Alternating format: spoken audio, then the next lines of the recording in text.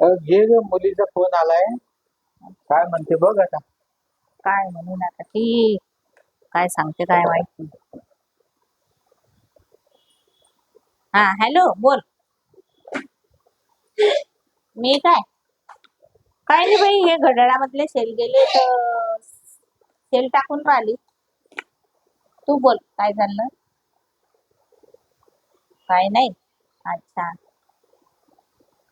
काय तुझी सासू झोपूनच राहते. अच्छा. अगं बरं नशील ना कुठे त्यांना मग म्हणून. काय ताप बीप काहीच नाही. अच्छा. अगं हो. गुडघे दुखताना तर मग काय करेल ती बिचारी. ह या वयामध्ये काय काय करणार आहे सांग बरं. गुडघे दुखतात मग आता आरामच करीन ना. त्या गुडघ्यानं चालता येत नाही बेटा. आणि मला सांग, आता तू या वयामध्ये तुझ्या सासूला काय काम सांगणार आहे सांग बरं. काहीच काम करत नाही म्हणते तू.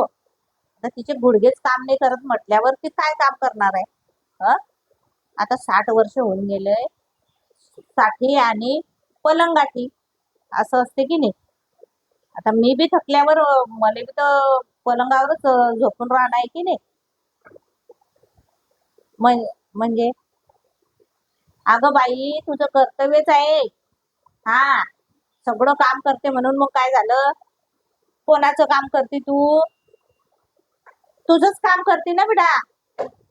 हो तुझ्याच घरच्या लोकांचे काम करते तू. तुला नको सांगू.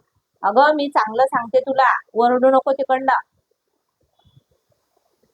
तू काय बाजूवाल्याचे काम करून राहिली. तुझ्याच घरातले काम करते ना. मग एवढं काय तणफण करणं पडते. काहीच करत नाही काहीच करत नाही. वय झालंय तिचं बिचारीचं. मग तू नाही करणार तर कोण करीन त्यांचं. हं? दुसरी सून. हे बघ मला त्या दुसरी तिसरीचं काही सांगू नको. तुला काय सांगते मी तेवढं आहे. समजलं ना. हो पाय दुखतात. अगं उलट बेटा तू ना तिचे पायाची मालिश करून द्यायला पाहिजे.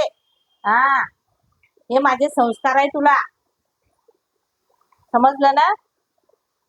हो मग. हा हा नाही. तू तुझ्या सासूची काळजी घ्यायला पाहिजे. त्या म्हातारीचं बिचारीचं वय झालं. 60 वर्ष पूर्ण होऊन गेले. हा तिने एवढं मोठं घर तुमच्यासाठी घेऊन ठेवलं. त्या घरात तुम्ही राहून राहिले. हा आणि वरून तू म्हणते की म्हातारी काहीच काम नाही करत. आणि चांगल्या पद्धतीनं बोलायचं बेटा. म्हातारी बितारी बोलायचं नाही. आई म्हणायचं चांगलं. माझ्याशी बोलताना पण तू काय बोलायचं. आई माझी सासू आई असं म्हण. हा ती म्हातारी असं चांगलं बोलायचं. हो हा चांगलंच बोलायचं. आणि तूनच केलं पाहिजे. परत सांगू नको की मीच करते माझी देराणी करत नाही की जेठाणी करत नाही. तुझं कर्तव्य आहे. तुनं करायचं. तू त्यांच्या घरामध्ये एवढ्या मोठ्या घरामध्ये राहून राहिली.